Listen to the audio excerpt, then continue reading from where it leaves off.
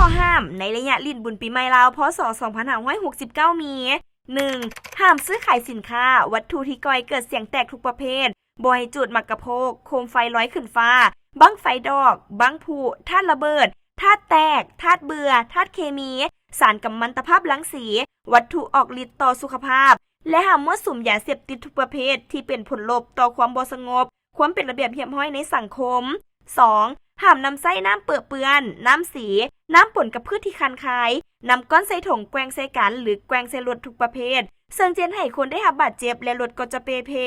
ห้ามใส่พาหนะบรรจุถังน้ำขุน้ำทออย่างต่อน้ำจากเหือนออกมาหดส่งคนอยู่ตามสายทางห้ามรวมตัวกันเป็นกลุ่มเต้นฟ้อนตามถนนหนทางซึ่งเป็นการกีดขวางการสัญจรของยานพาหนะมีความเสี่ยงภัยเกิดอุบัติเหตุ 3. ห้ามผู้ชายนุ่งสิ้นห้ามแม่หญิงนุ่งทรงหรือนุ่งเครื่องที่โป๊เปื่อยไปหดส่งพระในวัดห้ามมีการแก้บาแก้บนอยู่ในวัดโดยบ่ถูกต้องตามฮิตของประเพณีของพุทธศาสนา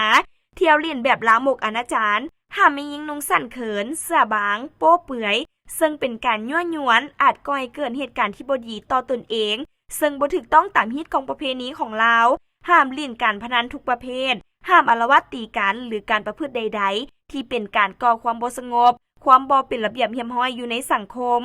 4. ห้ามลงลิ่นน้ำอยู่หาดทรายน้ำของโดยบ่ได้รับอนุญาตจากทางการหรือบ่อนที่บ่มีเจ้าหน้าที่ป้องกันรักษาความสงบรักษาความปลอดภัยเพื่อหลีกเลี่ยงสิ่งที่บ่เพึงปรารถนาที่อาจจะเกิดขึ้น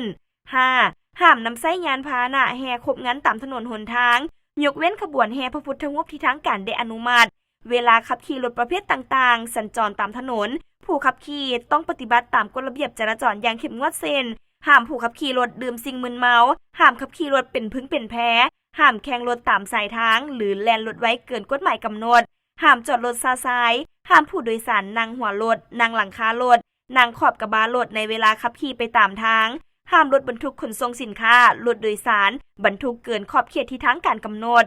6. ห้ามวางวัตถุสิ่งของโต๊ะตั้งเต็นท์ตั้งบูธขายเครื่องอยู่ตามเส้นทา